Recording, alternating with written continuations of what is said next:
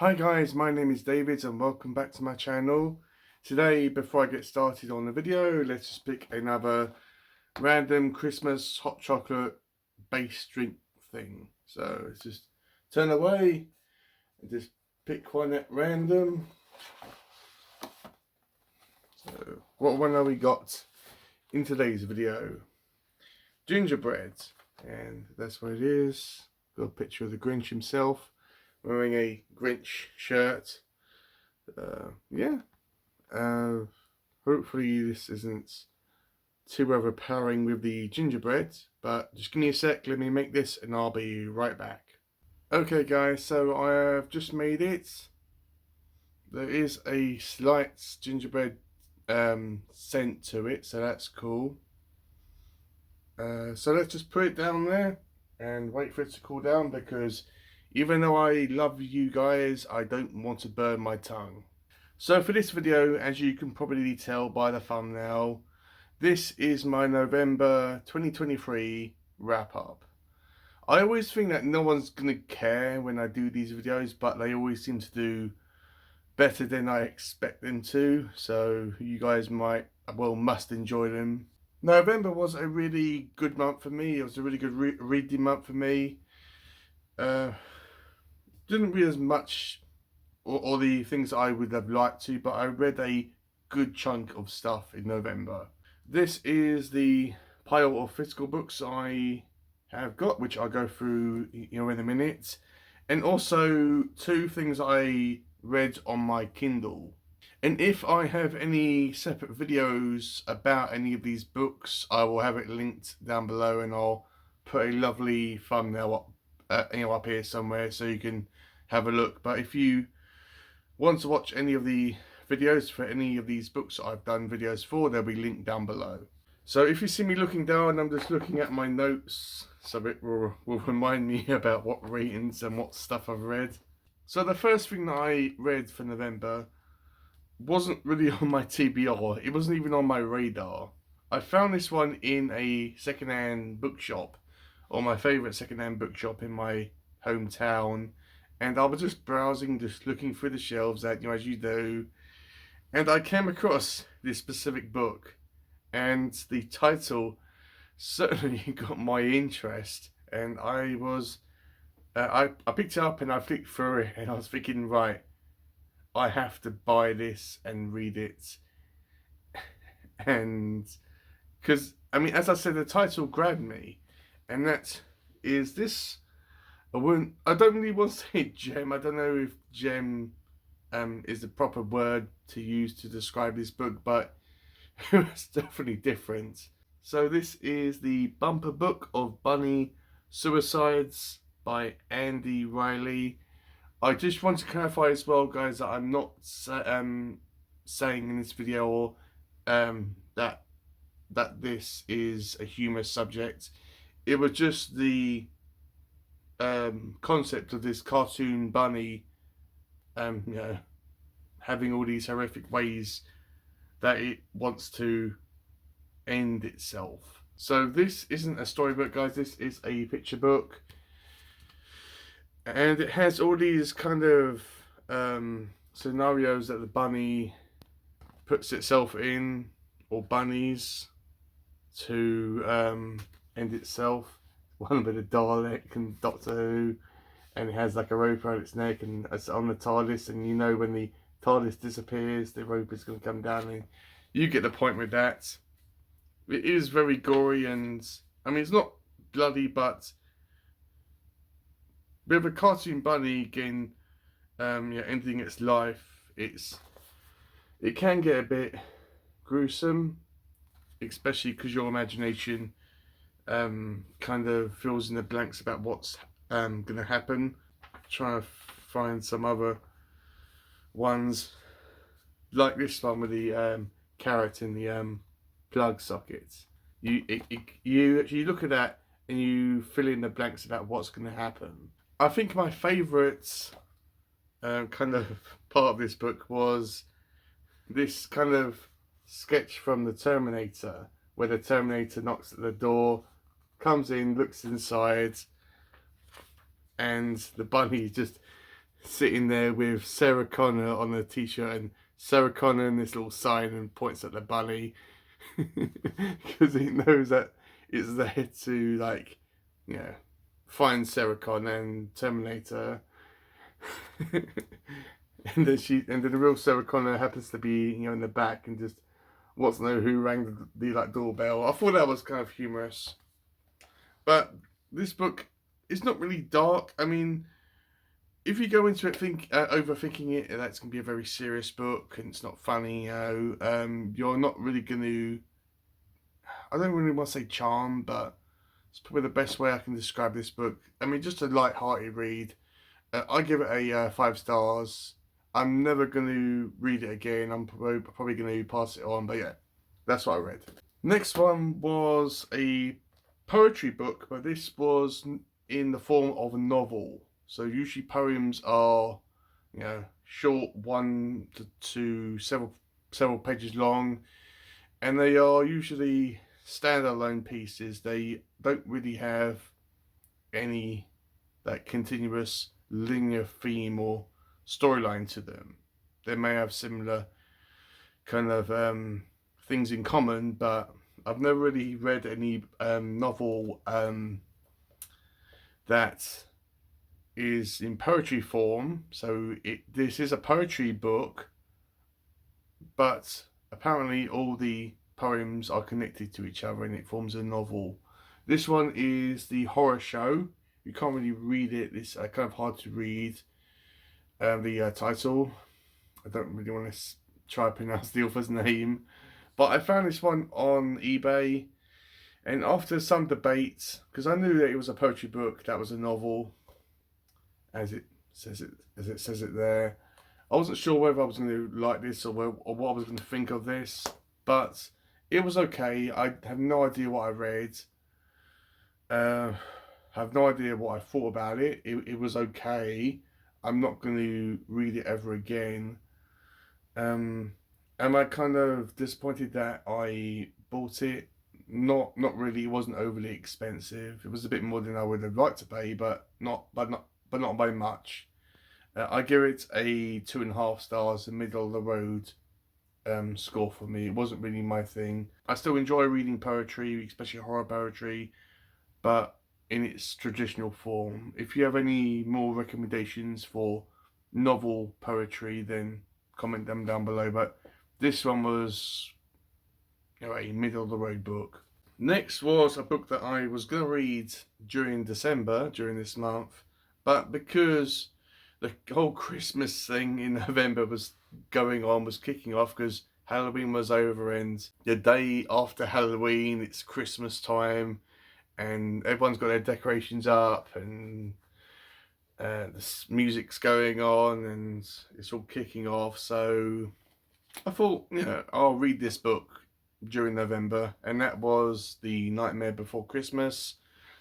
This is the novelization of the movie of the same name by Tim Burton, and this book is written by Megan Shepherd.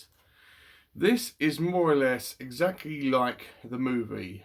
95% of this is exactly like the movie, but the other 5% is kind of like what the characters are thinking in the scenes and in the moments that the movie cannot portray. But I really enjoyed this book.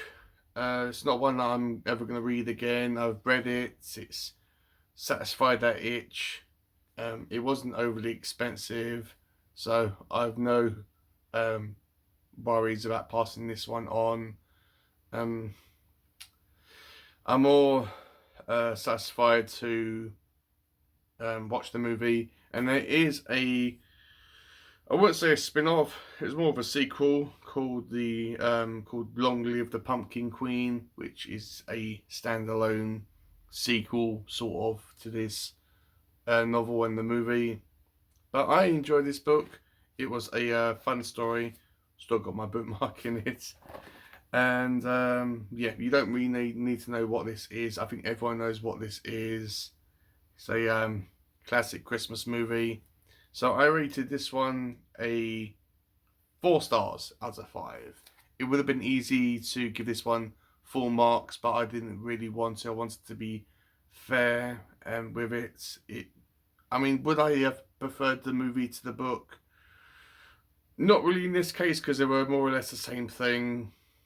But obviously the movie portrayed specific scenes better than the book, but also the book portrayed certain scenes better than the movie.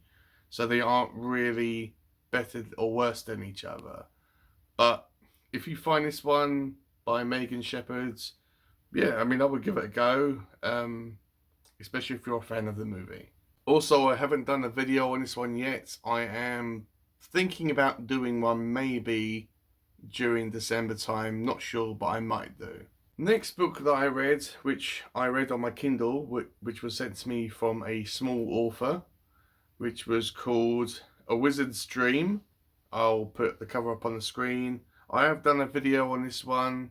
I'll have a link down below. It took me ages to read this book, but it's about a lady that was brought up as a dwarf and she wants to become a wizard, and it's just a journey to become that. It was kind of too much to read in one sitting. You probably have to read it numerous times in order to understand it, but I liked it for what it was. What I'm gonna rate it, I can't remember if I rated it in my video a 2.5 stars or 3 stars, but for this video I'm gonna give it a 3 stars. Next was another Christmas book that I read in December, which was How the Grinch Stole Christmas by obviously Dr. Seuss. This is a Christmas classic. This is something that's very easy to read.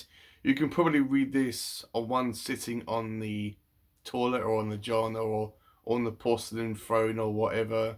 It's not going to take you too long to read this to yourself or to your kids. But this is essential Christmas reading. I've read this numerous times.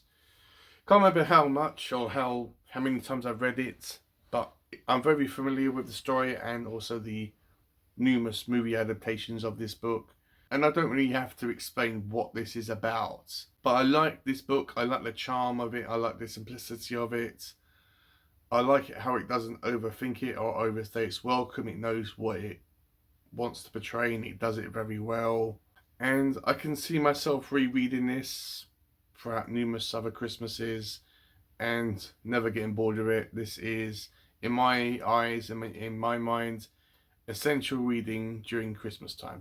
Buy it, read it and enjoy it. Don't worry if you're an adult and you're thinking, well, this is a kid's book, I'm not going to enjoy it. This is the essential reading material for Christmas and getting you into the Christmas spirit. So obviously I'm going to give this one a 5 stars out of 5. This is fantastic. And I haven't done a video on this one, but again, I might do during December. The next one was another book that I read from another small author, and this one I read also on my Kindle. I have done a video on this one, which I'll have a link down below, and that was called The Last Day, which is a novella. This is about 100-ish pages long, so it's not going to take you a long time to get through it. And this is a horror book, and it's about a kind of like a Groundhog Day type of thing. It's about a man that is reliving the same day over and over and over again. He lives his day, he gets killed by these yellow-eyed, mad people in gruesome ways, and then when he dies and he wakes up and he is back in time, a day in the past, and he relives the day over and over and over again. It was a book that should have been boring, should have been, well, can we get to the point? What's the point of this? It should have been a frustrating read, but I was really invested with this character, really invested about what was going to happen, and I loved it. I mean, it's not going to be in my top 10 books I've read this year, but it's definitely going to be at the back of my mind when I'm thinking about that. With that said, is this worth a read? Yes, if you want to read something that's horror and it's not going to take you a long time to get through, then I would definitely recommend The Last Day. So I rated it a 4 stars out of 5.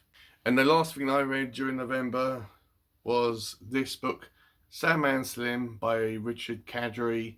This is book 1 in obviously his Samman Slim series. I have done a video on this one, which I will have linked up here. This was about, well, this is an urban fantasy book about a man that was dragged alive to hell by his so-called group of cultish friends or wizards or whatever, or people that do magic. And he comes back and he escapes from hell and he comes back to Earth in order to take revenge for what they did to him and for, killing his girlfriend. The characters in this are excellent.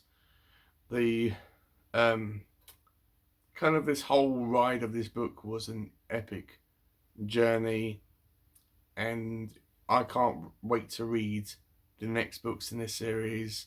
When I get a chance, I am going to be picking up book 2. Can't wait to get to that.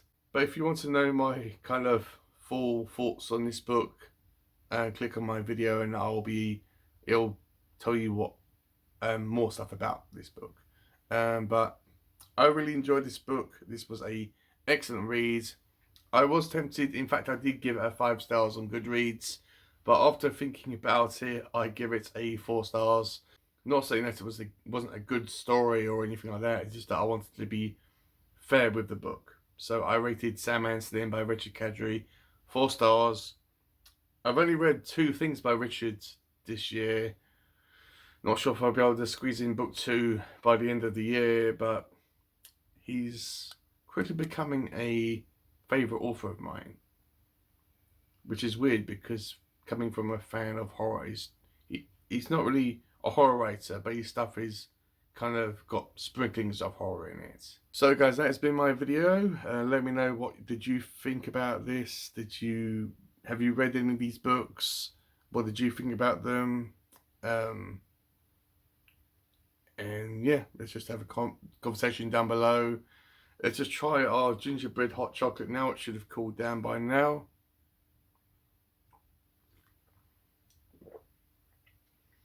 Very watery, it doesn't taste like gingerbread, which is disappointing. It's still warm.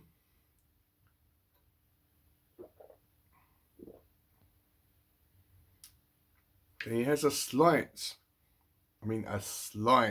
taste of gingerbread. If you didn't look at the packaging, or if you didn't know that this was gingerbread, then you probably wouldn't even know. So gingerbread hot chocolate, kind of disappointing. Guys, let me know if you want me to do any videos on The Nightmare Before Christmas and or The Grinch. If I have enough interest, I might do them, or I might just say, fuck it and just do it anyway. But yeah, thank you for watching guys, and I will see you in my next video.